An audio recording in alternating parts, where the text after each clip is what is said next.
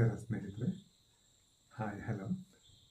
ಈಗ ನಾನು ಕೆಲವೊಂದು ಮ್ಯೂಚುವಲ್ ಫಂಡ್ಗಳ ಬಗ್ಗೆ ಸರಳ ಸೂತ್ರಗಳನ್ನು, ಅದರ ಹೂಡಿಕೆಗಳ ಸರಳ ಸೂತ್ರಗಳು ಅಂತ ಹೇಳಿದಾಗ ಅದನ್ನು ನಾನು ಹೇಳ್ತೇನೆ.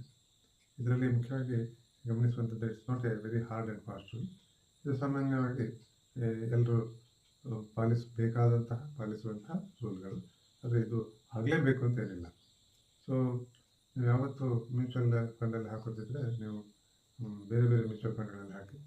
ಅಂದರೆ ಈಗ ICICI ಇರ್ಬೋದು, ಆ್ಯಕ್ಸಿಸ್ ಇರ್ಬೋದು, ಅಥವಾ ಆದಿತ್ಯ ಬಿರ್ಲಾ ಇರ್ಬೋದು, UTI ಅಂತ ಇದೆ, ಬೇರೆ ಬೇರೆ ಮ್ಯೂಚುವಲ್ ಫಂಡ್ಗಳಿದ್ದಾವೆ. ಅವುಗಳಲ್ಲಿ ಯಾವುದಾದ್ರು ಉತ್ತಮವಾದಂಥ ಒಂದು 4 ಅಥವಾ 5 ಫಂಡ್ಗಳನ್ನು ಆಯ್ಕೆ ಮಾಡಿಕೊಂಡು ಅದರಲ್ಲಿ ಹಾಕೋದು. ಹಾಗೆಯೇ ಮ್ಯೂಚುವಲ್ ಫಂಡ್ಗಳನ್ನು ಹಾಕುವಾಗ ಅಲ್ಲಿಯೂ ಕೂಡ ಡೈವರ್ಸಿಫಿಕೇಷನ್ ಮಾಡೋದು.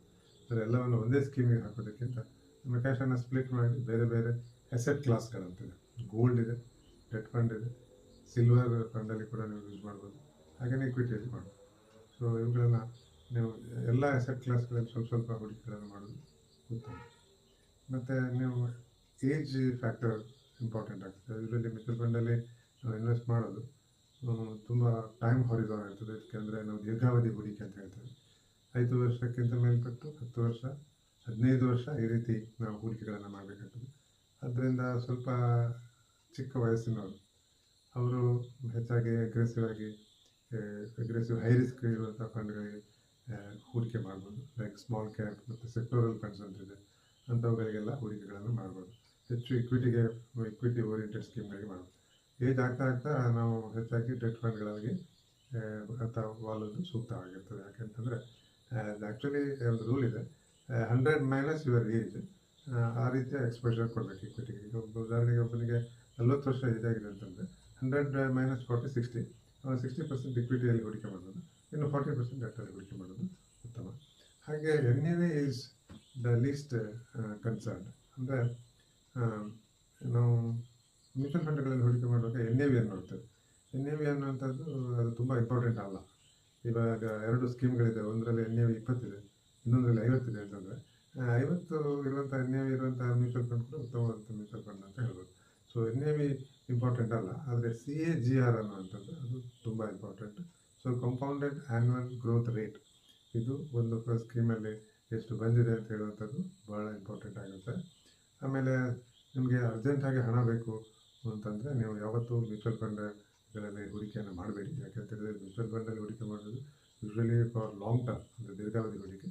ಸೊ ನಿಮಗೆ ಅರ್ಜೆಂಟಾಗಿ ಬೇಕು ಅಂತಾದಲ್ಲಿ, ನೀವು ಕ್ಯಾಶ್ ಬೇಕು ಅಂತಾದಲ್ಲಿ ನೀವು ಓವರ್ನೈಟ್ ಫಂಡ್ ಅಥವಾ ಲಿಕ್ವಿಡ್ ಫಂಡ್ಗಳಲ್ಲಿ ನೀವು ನಿಮ್ಮ ಕ್ಯಾಶನ್ನು ಸ್ವಲ್ಪ ಪಾರ್ಕ್ ಮಾಡಿ ಇಟ್ಕೊಳ್ಬೋದು. ಅವುಗಳಲ್ಲಿ ತುಂಬ ಲಿಕ್ವಿಡಿಟಿ ಇರೋದ್ರಿಂದ usually you can redeem your units. ಆನಂತರ past performance may or may not be sustained in future. ಅಂದರೆ ನಾವು ಏನು ಹಿಸ್ಟೋರಿಕ್ ರಿಟರ್ನ್ಗಳಿರ್ತವೆ ಅದನ್ನೇ ಫ್ಯೂಚರಲ್ಲಿ ಕೂಡ ಅದೇ ರೀತಿ ಮ್ಯೂಚುವಲ್ ಫಂಡ್ ಪರ್ಫಾರ್ಮೆನ್ಸ್ ಮಾಡಿದೆ ಅಂತ ಹೇಳೋದಕ್ಕಾಗೋದಿಲ್ಲ. ಸೊ ಫಾಸ್ಟ್ ಪರ್ಫಾರ್ಮೆನ್ಸನ್ನು ನಾವು ನೋಡಬೇಕಾಗುತ್ತೆ, ಆದರೆ ಕನ್ಸಿಸ್ಟೆಂಟ್ ಪರ್ಫಾರ್ಮೆನ್ಸನ್ನು ನೋಡಬೇಕು. ಸೊ ಜಸ್ಟ್ 1 ಇಯರ್ ಅಥವಾ 1 ಮಂತಲ್ಲಿ ತುಂಬ ಹೆವಿ ರಿಟರ್ನ್ ಬಂತು ಅಥವಾ ಹೆವಿ ಗ್ರೋತ್ ಆಯಿತು ಅಂತಂದರೆ ಅಂಥ ಮ್ಯೂಚುವಲ್ ಫಂಡ್ಗೆ ಇನ್ವೆಸ್ಟ್ಮೆಂಟ್ ಮಾಡೋದು ಬೇಡ. ಆನಂತರ ಡೋಂಟ್ ಓವರ್ ಡೈವರ್ಸಿಫೈ ಅಂತೇಳಿ. ಅಂದರೆ ನೀವು ತುಂಬ ಮ್ಯೂಚುವಲ್ ಫಂಡಲ್ಲಿ ತಗೊಂಡು ತುಂಬ ಸ್ಕೀಮ್ ತಗೊಂಡು, ಅಂದರೆ ಒಂದು 25-30 ಸ್ಕೀಮ್ ತಗೊಳ್ಳೋದಕ್ಕಿಂತ ಒಂದು 7 ಅಥವಾ 10 ಸ್ಕೀಮ್ನ ಒಳಗಡೆ ತಗೊಂಡ್ರೆ ಸಾಕಷ್ಟು ಡೈವರ್ಸಿಫಿಕೇಷನ್ ಕೂಡ ಆಗ್ತದೆ. ಆದ್ದರಿಂದ ನಾವು ಇದನ್ನು ಹೆಚ್ಚಾಗಿ ಓವರ್ ಡೈವರ್ಸಿಫಿಕೇಷನ್ ಮಾಡಿದರೆ ಅದು ಮ್ಯಾನೇಜ್ ಮಾಡಲಿಕ್ಕೂ ಕಷ್ಟ, ಮತ್ತು ಅದರ ರಿಸ್ಕ್ ಏನು ಕಡಿಮೆ ಆಗೋದಿಲ್ಲ ಅದು. So that is one of the important. ಮತ್ತು ಆದಷ್ಟು SIPಯಲ್ಲಿ ಹೂಡಿಕೆ ಮಾಡಿ. SIPಯಲ್ಲಿ ಒಂದು ಇನ್ವೆಸ್ಟ್ಮೆಂಟ್ ಡಿಸಿಪ್ಲಿನ್ ಇರುತ್ತೆ, ಮತ್ತು ಈವನ್ ಮಾರ್ಕೆಟ್ ಕ್ರ್ಯಾಶ್ ಆದಾಗ ಹೆಚ್ಚು ಯೂನಿಟ್ಗಳು ಲಭ್ಯ ಆಗ್ತದೆ. ಸೊ ಕೆಲವರು ಏನು ಮಾಡ್ತಾರೆ ಅಂತಂದರೆ SIPಯನ್ನು ಮಾರ್ಕೆಟ್ ಕ್ರ್ಯಾಶ್ ಆದಾಗ ನಿಲ್ಲಿಸಿಬಿಡ್ತಾರೆ. ಆ ಥರ ನಿಲ್ಲಿಸಿದರೆ ನಿಮಗೆ ಯೂನಿಟ್ಗಳು ಹೆಚ್ಚು ಲಭ್ಯ ಇರ್ತವೆ ಮಾರ್ಕೆಟ್ ಕ್ರ್ಯಾಶ್ ಆದಾಗ. So always keep invested in SIP. ಆಮೇಲೆ don't panic. Usually market crash ಆದಾಗ ಇದನ್ನು ರಿಡೀಮ್ ಮಾಡೋದು ಅಥವಾ ಮಾರ್ಕೆಟಿಂದ ಹೊರಗಡೆ ಬರೋದು ಅದೇ ಥರ ಮಾಡೋದು ಸರಿಯಾದಂತಲ್ಲ. So time in the market is better than time in the market ಅಂತ ಹೇಳ್ತಾರೆ. ಅಂದರೆ ನೀವು ಅದು ಏನು ಬಿಸ್ನೆಸ್ ಸೈಕಲ್ ಇದೆ, ಬೂಮ್ ಆ್ಯಂಡ್ ಬಸ್ಟ್ ಸೈಕಲ್, ಆ ಸೈಕಲನ್ನು ನಿಮಗೆ ಅದನ್ನು ಸರಿಯಾಗಿ ಫಾಲೋ ಮಾಡೋದು ಸಾಧ್ಯ ಆಗೋದಿಲ್ಲ. ಅದರಿಂದ you keep invested for a long time. So ಅದು one of the important rules. ಮತ್ತು ನಿಮ್ಮ ಪೋರ್ಟ್ಫೋಲಿಯೋನ ಪ್ರತಿದಿನ ಚೆಕ್ ಮಾಡಬೇಡಿ, NAV ಇದರಿಂದ ನಿಮಗೆ emotionally you may get upset and you may redeem ಮಾಡುವಂಥ ಚಾನ್ಸಸ್ ಇದೆ. ಅಂದರೆ ಪ್ರತಿದಿನ NAV ಅಥವಾ ನಿಮ್ಮ ಪೋರ್ಟ್ಫೋಲಿಯೋನ ಚೆಕ್ ಮಾಡುವಂಥ ಅಗತ್ಯ ಇಲ್ಲ. ತಿಂಗಳಿಗೊಂದ್ಸಲ ಅಥವಾ 2 ತಿಂಗಳಿಗೊಂದ್ಸಲ ನೀವು ನಿಮ್ಮ ಪೋರ್ಟ್ಫೋಲಿಯೋನ ಚೆಕ್ ಮಾಡಿ. ಮತ್ತು ವರ್ಷಕ್ಕೊಂದ್ಸಲ ಅದನ್ನು ಪೋರ್ಟ್ಫೋಲಿಯೋನ ನೀವು ಯಾವ ರೀತಿ ಬದಲಾವಣೆ ಮಾಡಬೇಕು ಅಂತಿದ್ರೆ ಆ ಥರ ಬದಲಾವಣೆಗಳನ್ನು ಮಾಡ್ಕೋಬೋದು. And keep your cost low.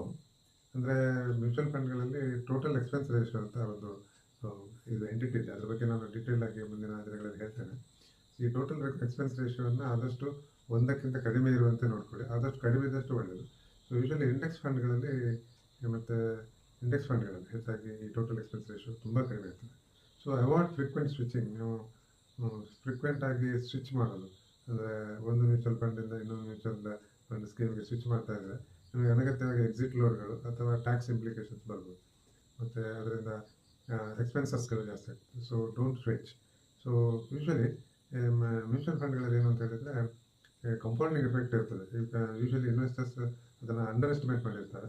So usually ನೀವು ಅದನ್ನು ಹೆಚ್ಚು ವರ್ಷಗಳಷ್ಟು ಹೂಡಿಕೆ ಮಾಡಿದಷ್ಟು ಹೆಚ್ಚು ಕಂಪೌಂಡಿಂಗ್ ಎಫೆಕ್ಟ್ ಇರ್ತದೆ.